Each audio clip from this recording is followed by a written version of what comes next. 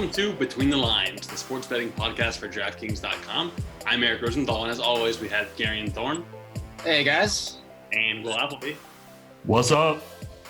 Well, NFL is finally almost here. Thursday, we have the Hall of Fame game. Finally, we can bet on football. I've been waiting I was going to say patiently, but I haven't been waiting patiently. I've been betting on women's soccer ties. Right. Been hating America, waiting for football. Betting against Tiger Woods and betting on women's soccer to tie. So that's where I've been. That's what I've been doing. But football is finally back. We're still going to talk baseball. Still going to talk some of the things going on right now. But initial thoughts, Hall of Fame game on Thursday, Broncos-Falcons. Just any thoughts, Will, that football's back, or anything, thoughts on this game before that? I mean, I wouldn't bet on like the Broncos or the Falcons to win based on their starters because, their starters might play one snap if they even play one snap. But other than that, thank God for football. I know Garion has an interesting stat about the Hall of Fame game. I'll let him roll that out there. Yeah. Actually looked up a trend for the Hall of Fame game. That's how desperate we are for some football action. Generally low scoring, probably doesn't surprise that many people. I mean, it's already pretty crazy to look into a sports book and see the total for this game set at 34 points, but it's justified. The last 7 times the Hall of Fame game has been played, I believe that's across 9 years because there's been 2 years where they didn't have this recently. The game has only averaged 30.3 points, and it would have gone under this number 5 of those 7 times. And it seems to be trending in that direction anyway. Like Will said, we're not going to have a lot of starters in this game. Vic Fangio has already come out and said so much. Joe Flacco is not going to start in this game. He didn't allude to which starters, if any, would be playing, but he essentially said that you're going to see a lot of reserves in this game and not many starters. And Matt Ryan has already ruled himself out of this game earlier this week. So, yeah, it's going to be a lot of names that you vaguely remember. If anyone out there is a Stanford Cardinal fan, get ready for a whole lot of Kevin Hogan. That'll be fun, I guess. But, I guess if you were just to blindly bet this game, history would dictate you take the under there. Yeah, well, blindly betting the game isn't something I'd recommend, but I think you can get some winnings in preseason football. I guess there's 2 ways to do it. I think last week we mentioned somebody who really dives into like every player and knows all the research on like every guy that's playing. Second way to do it is just based on news and who's going to start, who's going to play their better players longer is really like the key to preseason football, in my opinion.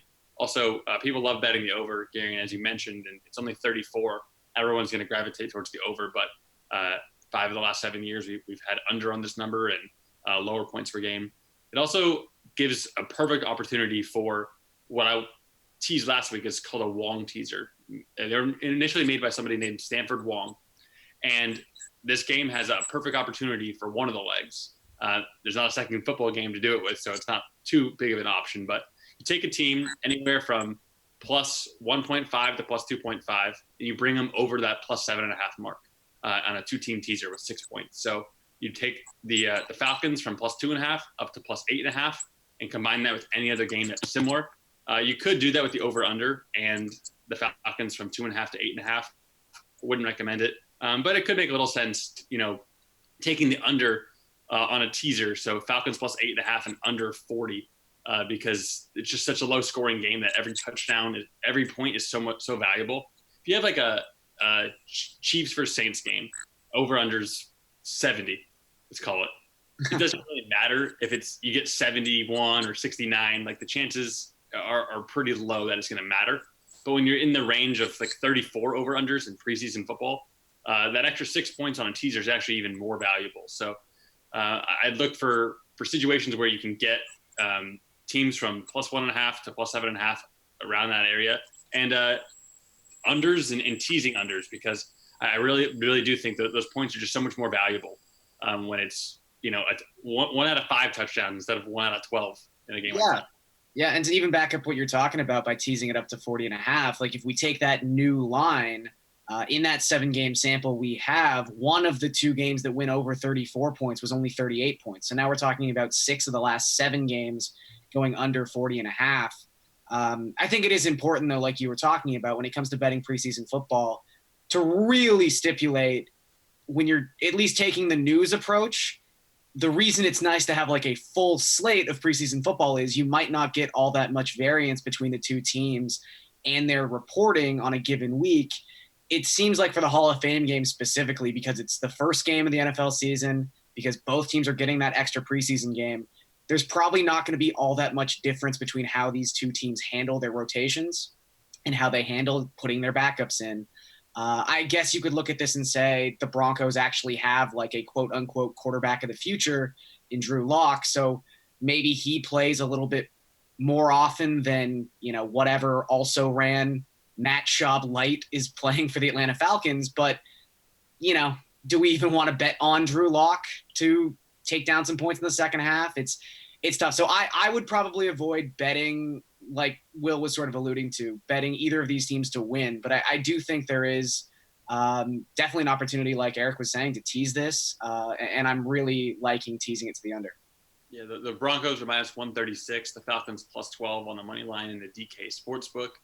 Again, probably won't be betting straight up on this, but yeah, when the full slate of preseason games comes, there's always one team that's like, really pushing it that they want to win, and so another team is all we care about is nobody getting hurt.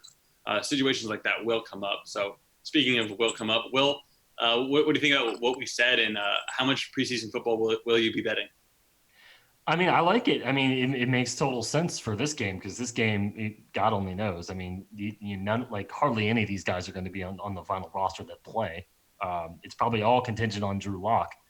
But, we've talked about last week, there's always the warning signs with preseason. Like the Lions and the Browns, both of the 0-16 teams went undefeated in the preseason.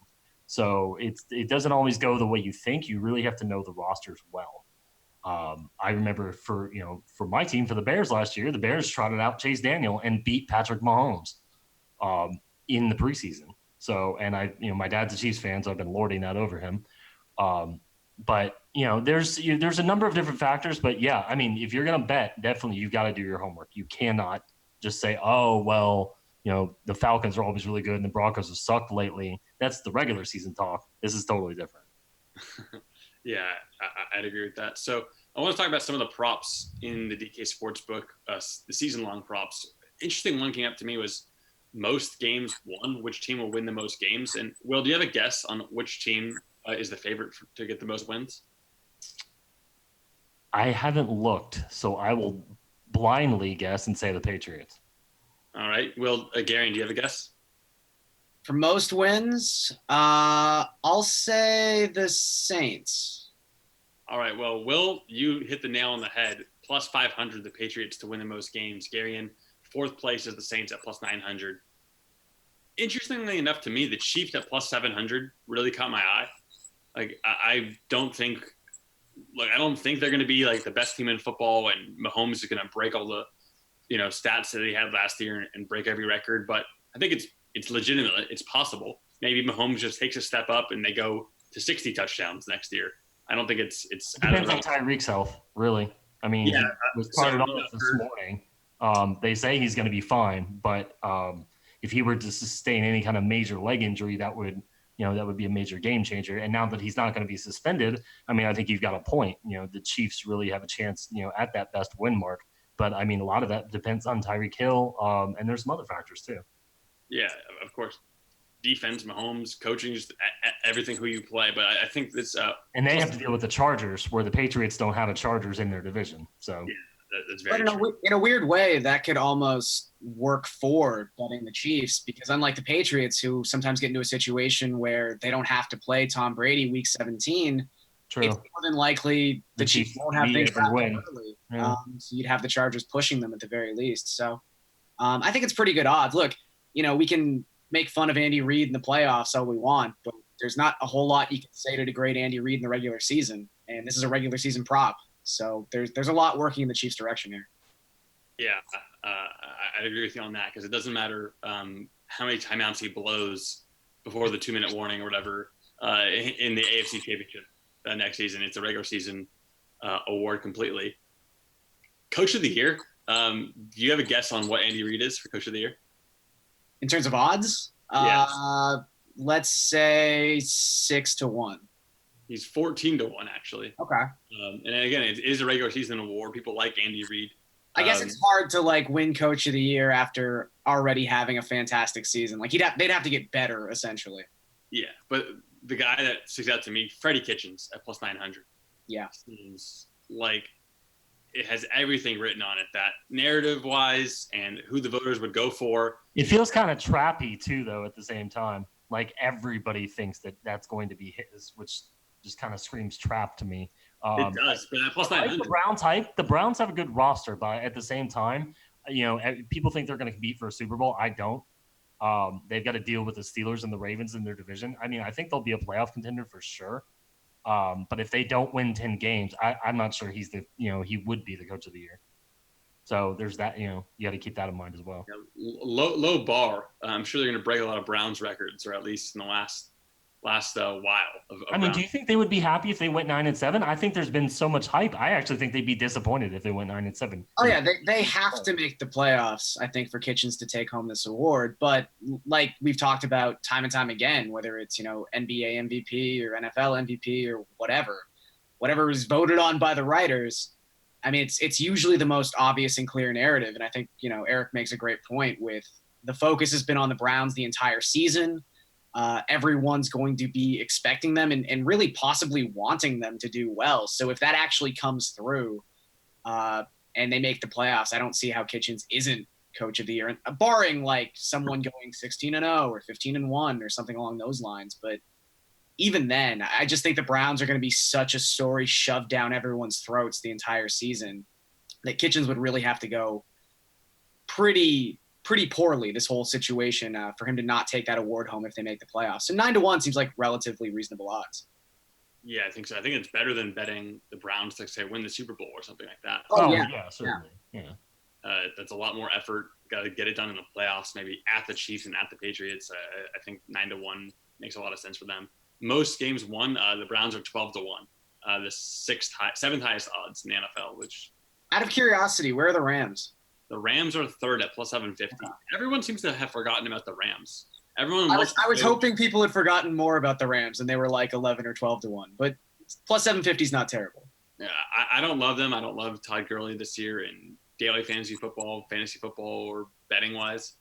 But everyone is looking for the next Sean McVay, and they're forgetting that Sean McVay is still Sean McVay. Yeah, and the thing too is like if we can talk about this as the season goes on, but you brought up a great point where this Todd Gurley situation and Todd Gurley's value in fantasy. Fantasy has become such an intertwined part of not just betting on football, but also enjoying and watching football and consuming it. And I think sometimes we let these fantasy narratives cloud our judgment a little bit of the team itself. And, depending on where you fall on the spectrum of how important running backs are, and it seems like, if we use the NFL draft as a template, most teams are starting to understand that maybe running back isn't the most important position in terms of getting a big name player or a high priced player. But I think if people are going to let the Gurley situation cloud their judgment on how good this Rams team is, it's, again, arguably the least important position to an actual real life team. I mean, they got it done with C.J. Anderson. Yeah. So. Like, I think if that number starts slipping at all, if we get some weird Todd Gurley news and all of a sudden that's like 9-1 or 10-1, I'd jump on the Rams quickly. Yeah. Will, are you on team running backs don't matter? I know this is going to start some controversy. People are going to get upset, but do you think running backs matter? I am, and I'm not. I mean, I can see the arguments in both directions. I think the Jets needed Le'Veon Bell. For example, I think he makes them drastically better. I don't think they could trot out just some random draft pick and do what the Rams do because they don't have the rest of the team to pull that off. But at the same time, I look at the Rams. They can trot out a 300-pound C.J. Anderson and do just fine. So I can see. I mean, I think it's very situationally dependent. And no, I'm not representing Ezekiel Elliott. I'm sure you're wondering that as I'm saying all this. But I think it really depends on the team. So Will says pay running backs max money, and they're the most important position. What do you say, Garion? Yeah. What I said for the record. I'm probably more of the camp that it's relatively interchangeable. Now, when you have a generational talent, when you have a guy who's obviously the best player in the field, I'd be an idiot to say that doesn't matter in some sense. But even if you have a good running back, it's still about needing to have a coaching staff that knows how to utilize that running back skill set, having an offense that's, up tempo so you can get that guy more volume on a per game basis. It's about schedule. It's about offensive line. Todd Gurley is one thing with the Rams, but, Roger Saffold leaves that team. And you go back to last season when Saffold was on the field, Todd Gurley was averaging 5.4 yards per carry. When Saffold was off the field, he was averaging 4.4 yards per carry. There are so many factors that go into a running back's success.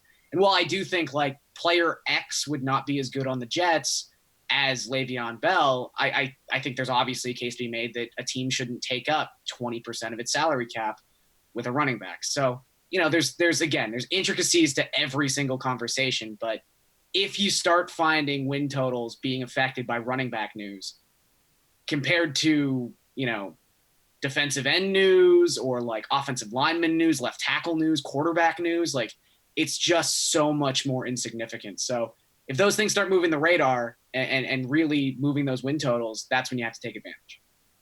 Yeah, I agree with you for sure. And Will, obviously I was joking about Will's point.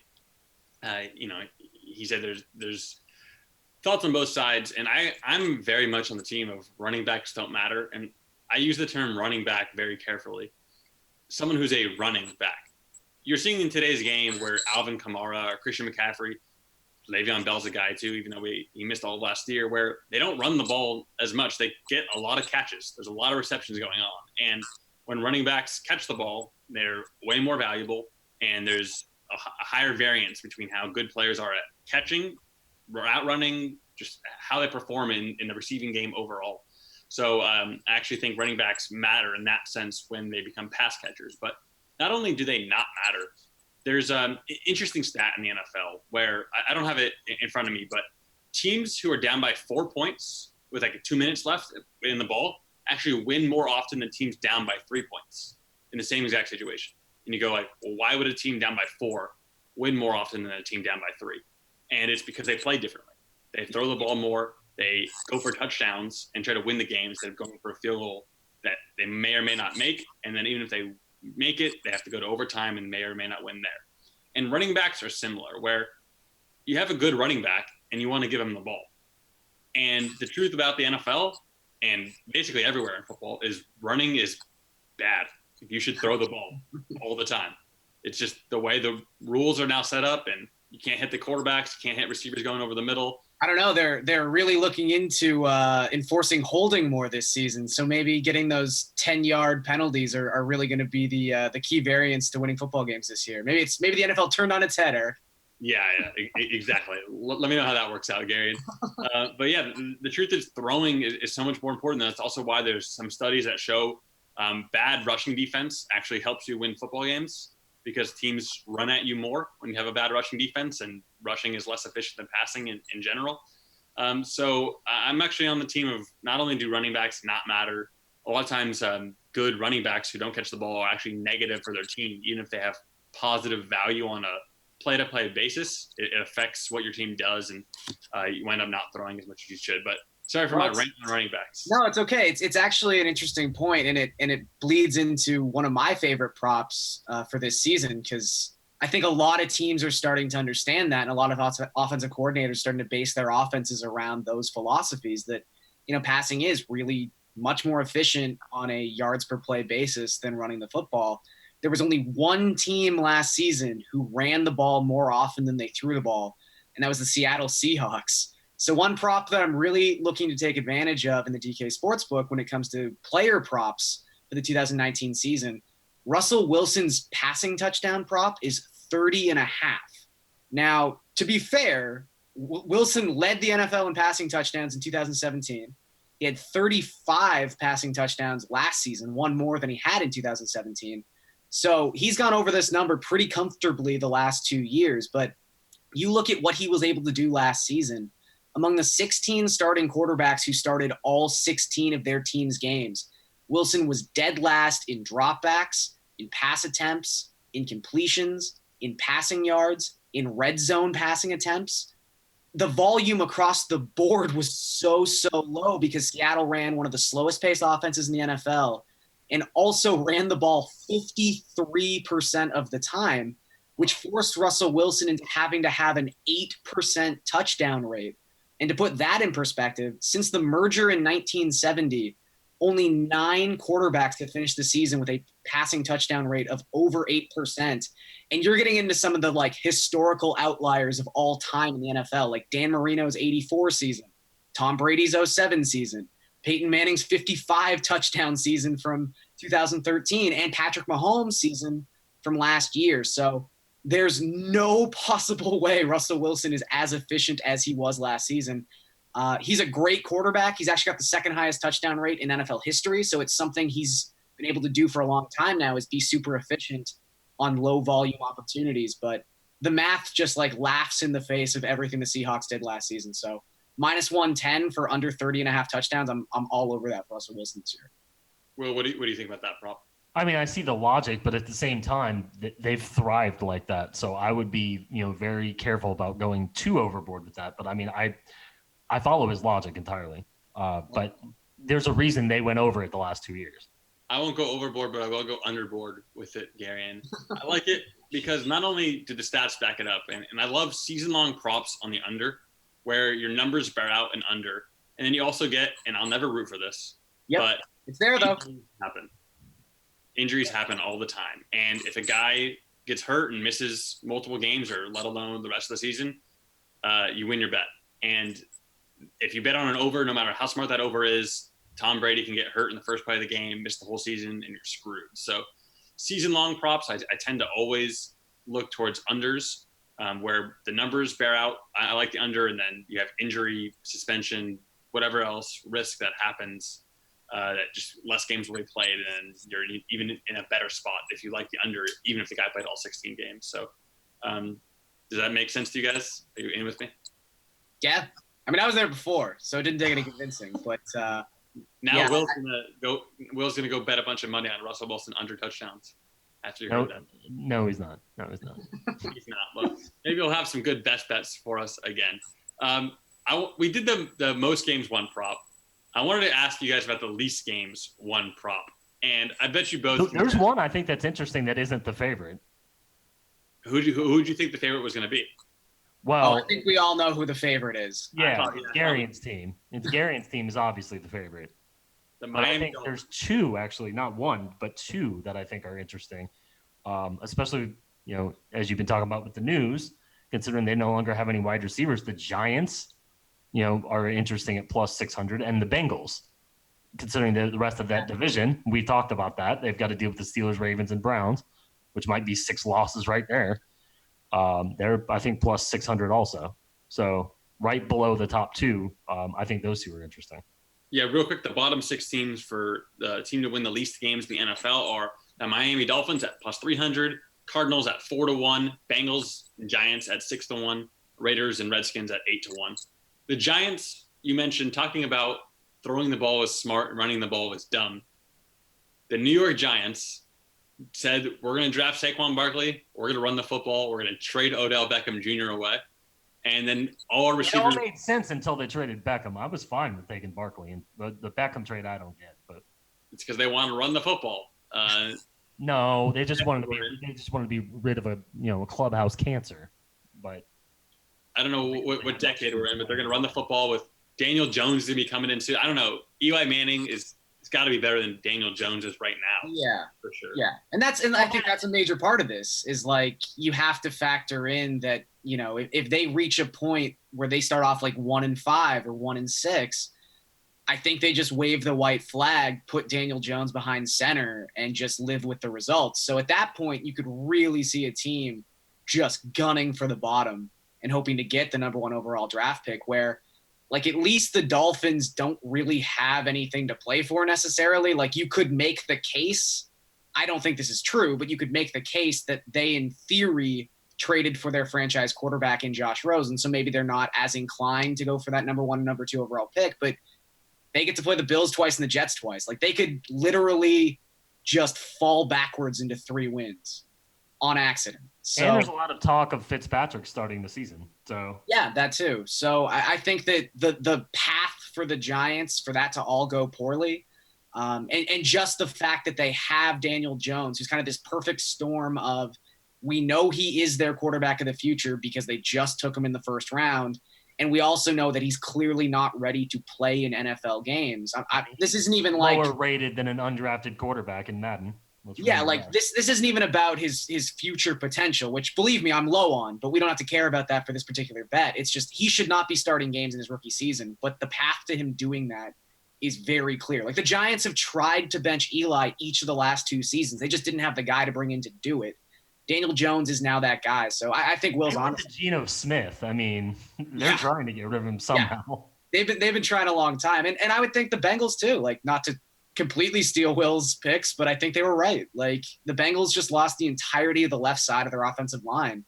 And we just talked about how certain injuries should impact win totals, where I don't think a running back should move that total all that much. Losing half your offensive line should definitely move that total. So they don't really have a case where, like, I don't think they're dying to put Jeff Driscoll back behind center because he's going to beat out Andy Dalton one day. But, you know, Dalton could definitely just get hurt again. Like, he's proven to be pretty frail. He doesn't have the left side of his line. Like, that's usually a recipe for quarterback injuries.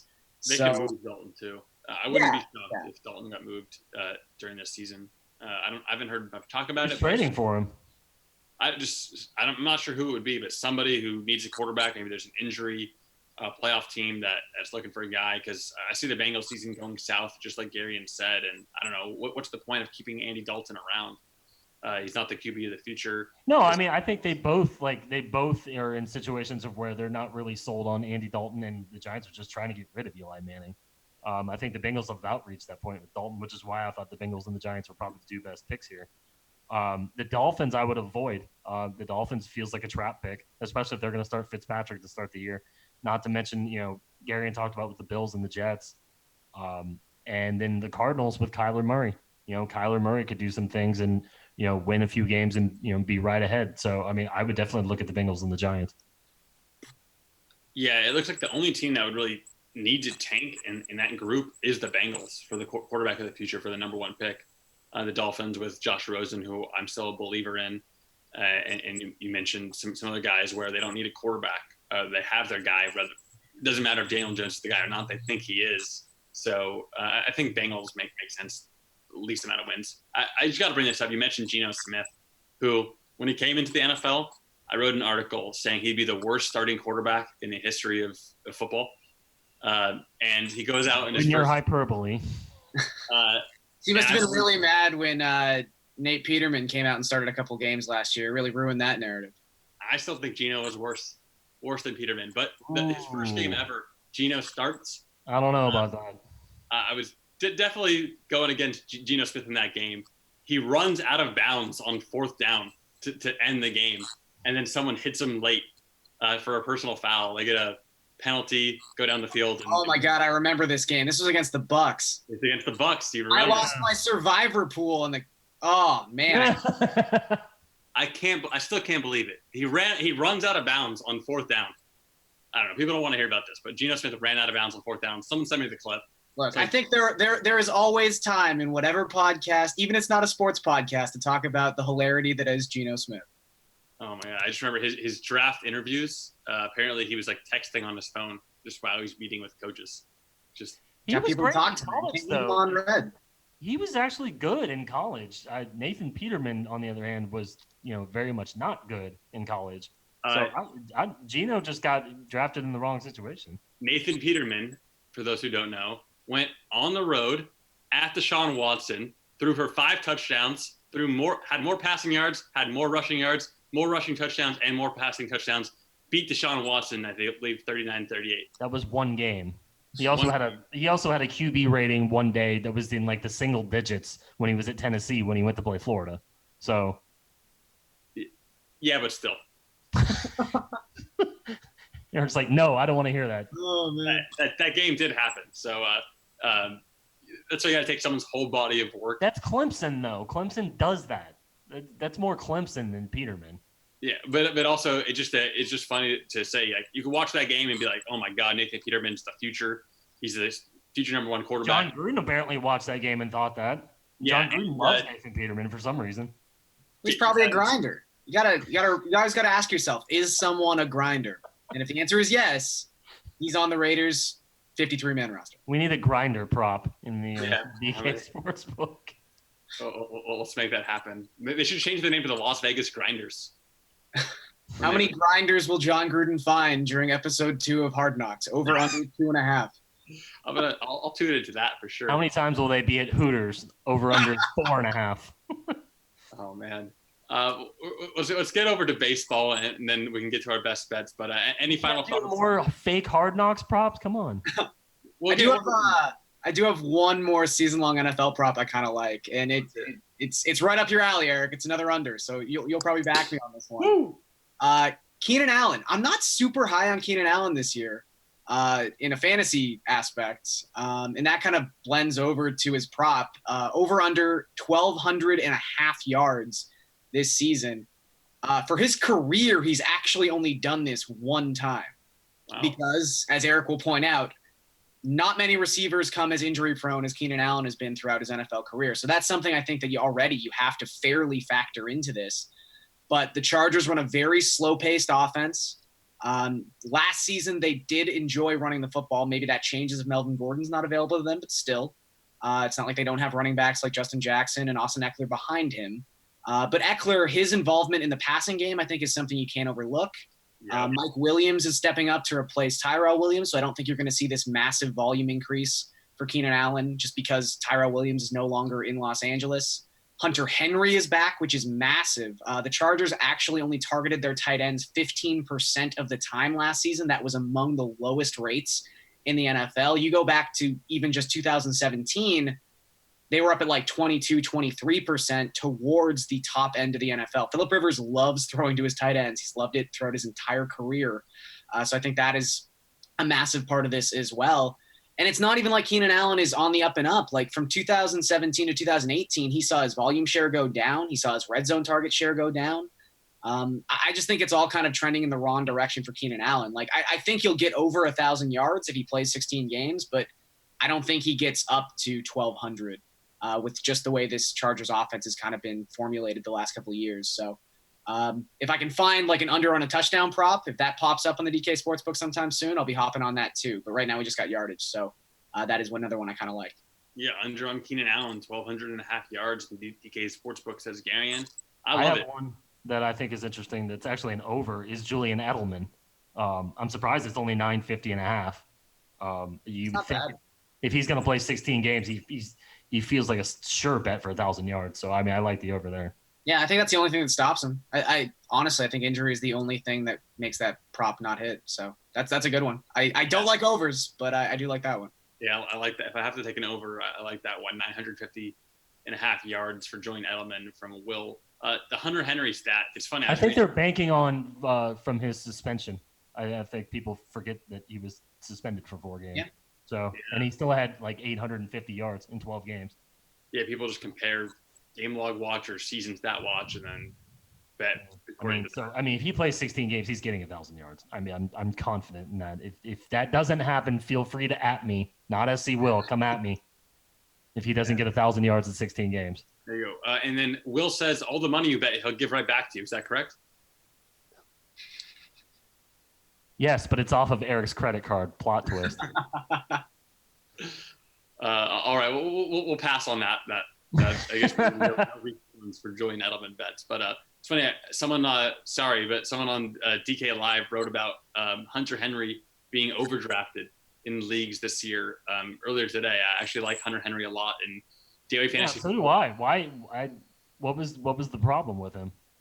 He just thinks he's being overdrafted, which after not having not really playing last year makes sense. I guess Stephen A. Smith says he played last season. So, I mean, who am I to judge? The Chiefs against Derek Johnson. Yeah. So, Henry, I like, and I think he can put up some big numbers. So, I'm more on the Keenan Allen under for sure. Let's head to baseball.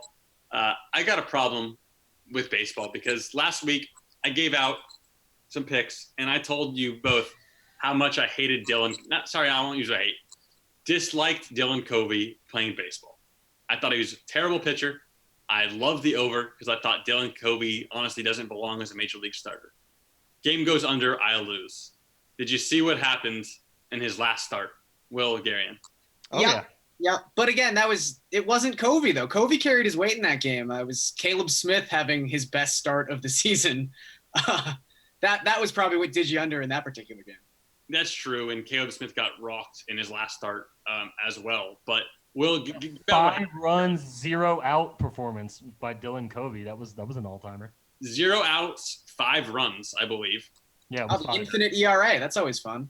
Infinite ERA, and I'm just looking there going like, one, I'm glad this is happening because I was on the Twins, but man, I give this out on Between the Lines and somehow goes under, and then Dylan Covey puts in a Dylan Covey type performance, 5 runs, no outs. Like that's what I thought was going to happen. Yeah, I'll take the blame for your loss because I clearly had all of the luck that this show could handle last week.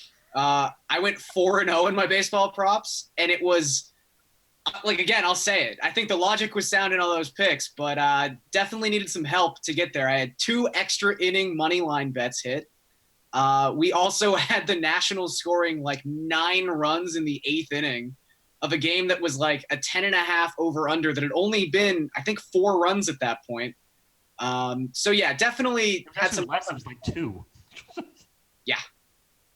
It was impressive. It was impressive stuff. But I'll take it. I haven't won a week in a long time, so I'll take it. Yeah, you cleaned up, going undefeated. My Max Holloway bet won in the UFC, but let's stick to baseball here. Will, I guess, how did your picks go? They went okay. If we're talking about Trevor Bauer, but if we're talking about the rest of them, Darvish was a strikeout away and only thrown like 80 pitches, and Joe Madden decided to pinch hit for him. I didn't get that at all. Which both in turn ruined that and then ruined my over/under bet in that.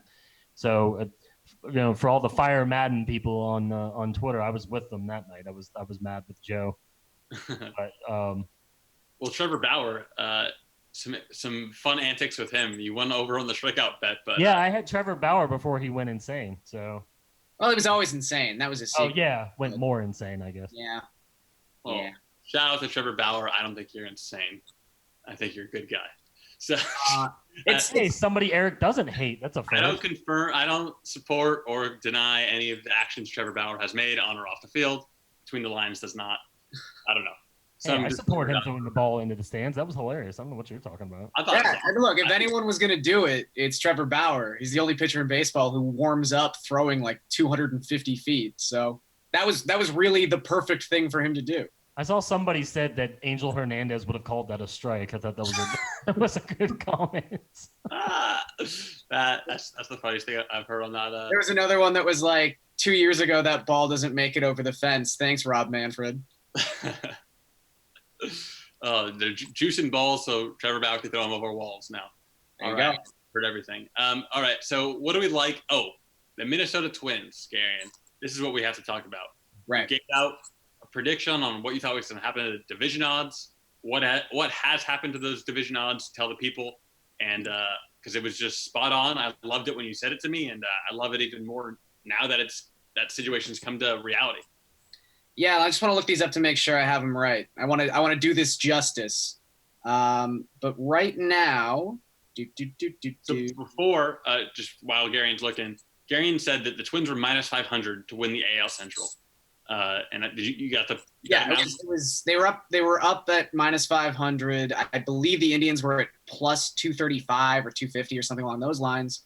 And we said that would probably narrow a little bit by the time we finished the series because the Indians were playing the Jays, the Twins were playing the Yankees. They ended up losing both those games to close out that series.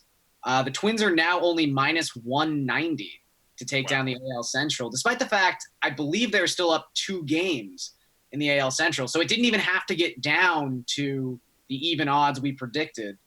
I think now is the time to hop on the Twins. You can always bet it again if this gets any closer for the next couple of days, but everything I said last week, I stand by. Like we see it tonight. The Minnesota Twins are playing the Miami Marlins. Their easy schedule begins right now. And as the ace in the hole, they still have those 7 home games against Cleveland to end the season. So I still think there's every reason in the world to think that the Twins are going to take this home, though I will say it's somewhat disappointing. I know the Twins had been in on Marcus Stroman. It would have been nice to see them acquire another pitcher, and with Madison Bumgarner now, out of the trade deadline, there are teams complaining that the Blue Jays messed up the entire pitching market by not getting enough for Marcus Stroman. So Syndergaard's value is all over the board right now. The Indians are still listening on Bauer. I think they'd be very, very odd to trade him at this point, considering they hold a wild card spot. But I mean, hell, that would swing this line more than anything if Bauer is traded from Cleveland to Minnesota. But I don't think they end up acquiring a starting pitcher, which is somewhat problematic because we've seen Odorizzi start to regress as we probably could have expected he would. But I just think the easiness of that schedule plays out in their favor.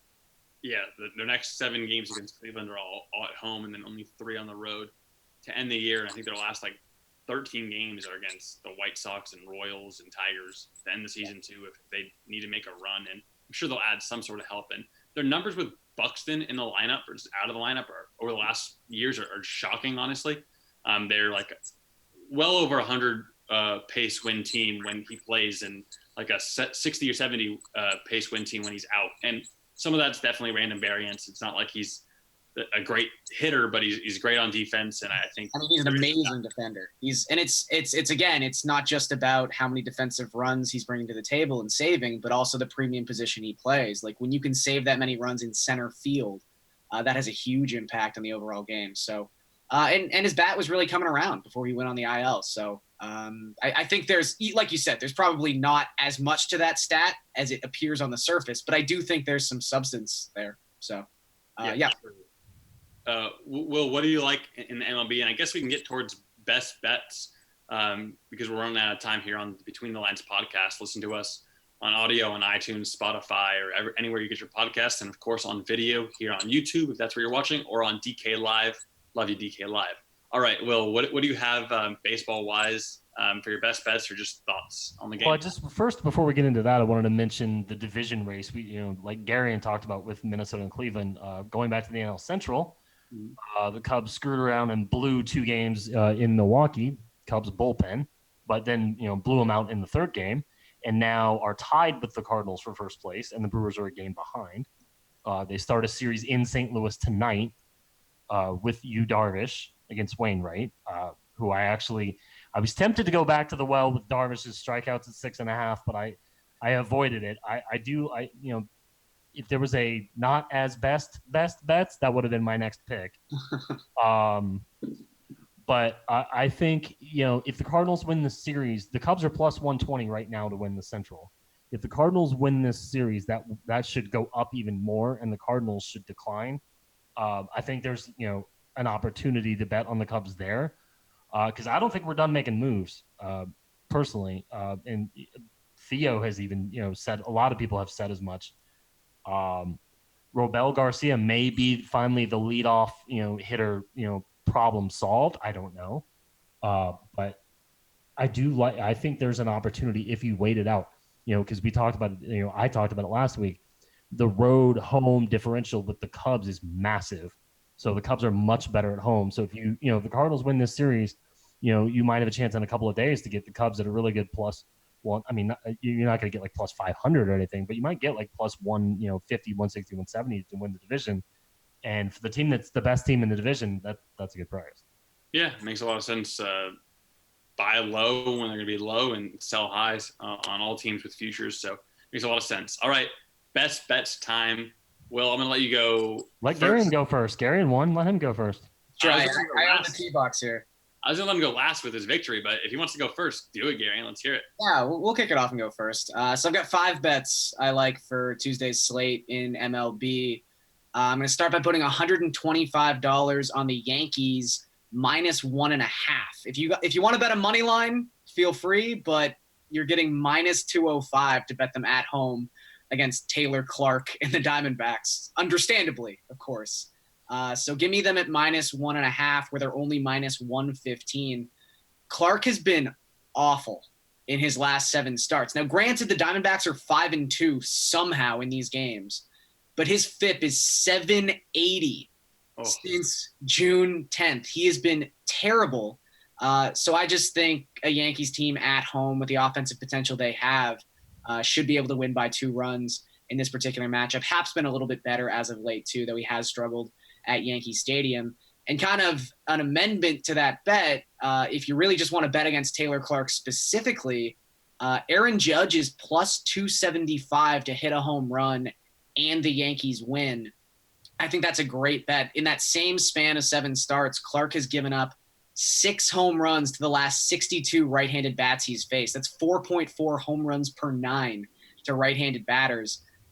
Judge is my favorite of the group, but if you want to take Luke Vogt at plus 400, that's not awful. I think Encarnacion's plus 250. I'd rather have Judge at plus 275, but I'm going to put $50 on that. I'll also put 125 on Noah Syndergaard to go over 7.5 strikeouts against the White Sox. There's some narrative street here. This obviously could be Syndergaard's last start in a Mets uniform, so he would probably want to go out on top. But he's had a great strikeout rate since the All-Star break. He's had 3 starts since the All-Star break. He struck out 28.7% of opponents in that span, which is more in line with the Syndergaard we know, as opposed to the Syndergaard we've seen the first 3 months of the season. And the White Sox have just been one of the most strikeout-prone teams in baseball the entire season. Since the All-Star break, they're one of 5 teams with a strikeout rate above 26%. And to kind of speak to Will's point about Yu Darvish and getting pulled at 80 pitches for a pinch hitter, this game is in the American League. So there's not even any chance of Syndergaard getting pulled for a pinch hitter in a weird spot in the 5th or the 6th inning. So it's just one less thing you have to worry about. It's plus 110 for him to go over 7.5 strikeouts. I like that a lot. I'm going to put $100 on Seattle and Texas to go under 11 runs. It's just a really, really high total for 2 teams who have struggled offensively throughout the entire month of July. Texas only has an 81 WRC plus in the month. That's only better than the Tigers and the White Sox in the American League. They've really been struggling at the plate.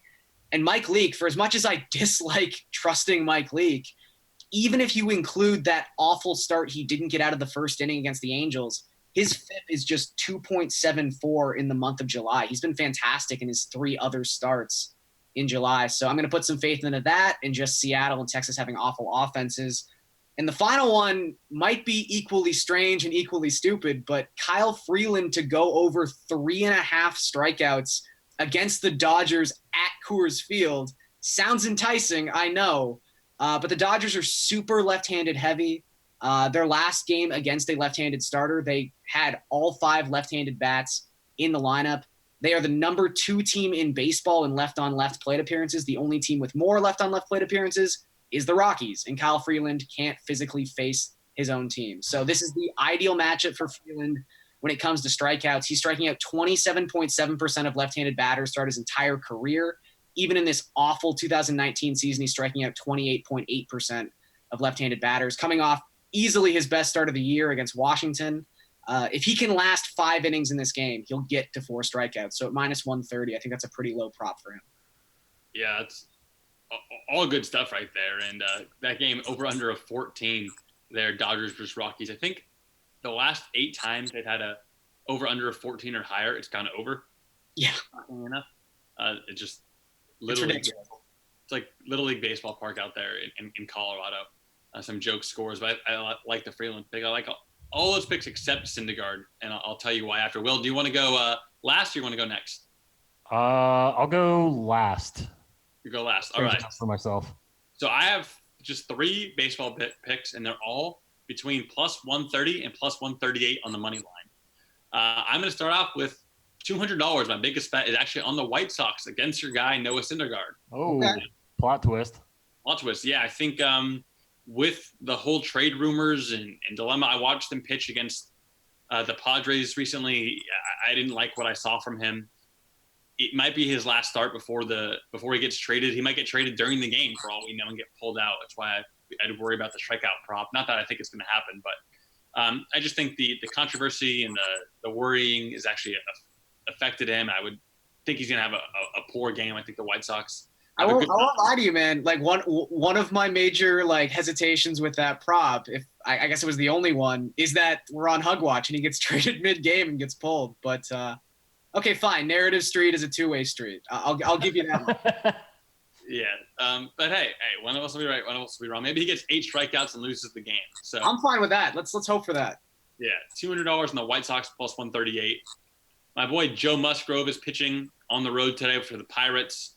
I have $150 on them at plus 130.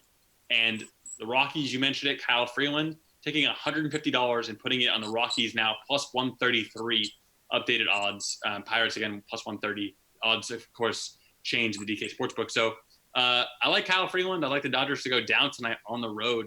So I'm going to be rooting for Kyle Freeland strikeouts, and I'll root with you Noah Syndergaard strikeouts, even though I need him to lose the game. So again, to recap, $200 White Sox plus 138, $150 Pirates plus 130, and $150 on Kyle Freeland and the Rockies at plus 133.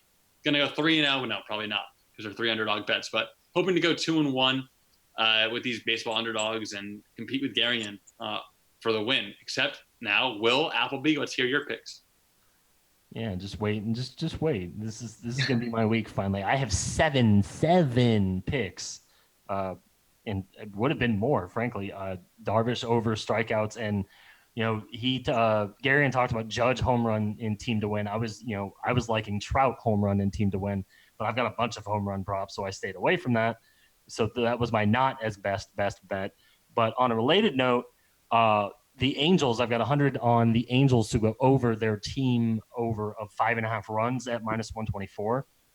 They're facing a reliever with an ERA of 14 who's being stretched out to be a starter for the first time this year.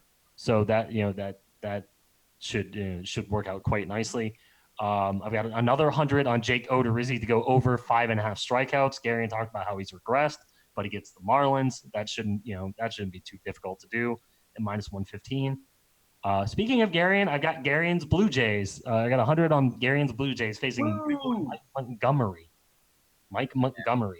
I'm going to load up on the Blue Jays righties against Mike Montgomery. Montgomery's been bad all year. So I'm banking on that at plus money, plus 100. Not quite plus money, but plus enough. And then speaking of loading up on right-handed bats, I'm doing just that in Coors. I'm putting 50 on Justin Turner, AJ Pollock, Trevor Story, and Nolan Arenado, all of them to hit a home run. There's various odds. There's plus 335, plus 360 for Turner and Pollock, and plus 230 and plus 240 for Story and Arenado. They got 2 shellable lefties going tonight. Give me the righties, and I expect at least one of those to hit a home run, if not 2 or more. So let's go. That makes a lot of sense on all those bets. And yeah, Drew Verhagen of the Tigers, he might have an ERA of 14, but his xFIP's only 8. So that's good. Yeah. So baked in normalization. Here we come. Yeah, regression to the means, and normalization is going to get. All I got to do is get 6 runs. That's all I ask. Beyond that, they can stop. 6 runs and a bunch of homers in Coors Field for Will. I think there's a chance that happens. Over under again of 14 in the Rockies Dodgers game, which I wanted to go over just to do it, but I would rather go for the home runs instead. Yeah, I mean 8 straight games, I believe, over 14 runs when the over under is that high in Colorado. But I mean, I think that's a good strategy tonight. Like, I mean, with the home run prices, I mean, I think you pick the guys you like and just load up on a bunch of them. Yeah, the home run 1 or 2. Home run prices don't seem to change enough when you see an extreme total like this at 14. And I think it's similar to football. I said, runs or touchdowns are more valuable, points are more valuable in a low over under of like 34 that we have in the Hall of Fame game, which you can bet now on the DK Sportsbook. But runs are maybe less valuable in the over under of 14 versus like a 7. There's going to be solo home runs left and right. It's going to happen. And the total could go easily.